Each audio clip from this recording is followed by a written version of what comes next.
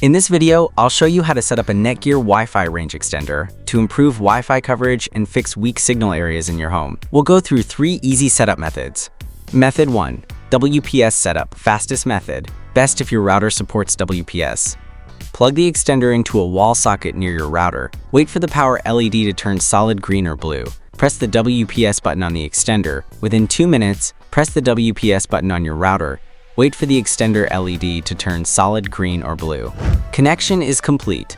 Now move the extender halfway between the router and the weak signal area and plug it in again. Method 2. Browser setup, most reliable. Works on all Netgear extenders. Connect your phone or laptop to netgear_ext. Open a browser and go to mywifi.ext.net or 192.168.1.250. Click New Extender Setup.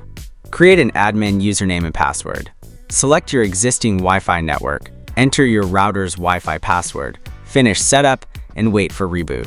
After setup, place the extender in the recommended location. Method 3. Nighthawk app setup, easiest for beginners. For newer models, download the Nighthawk app from the Play Store or App Store. Plug in the extender near the router. Open the app and sign in or create a Netgear account. Follow on-screen instructions, select the Wi-Fi network, and enter the password. The app automatically completes setup and placement tips. Placement tips.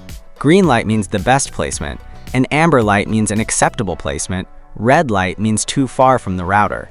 To learn more, check out our full guide, link in the description. Already using a Netgear extender or planning to buy one?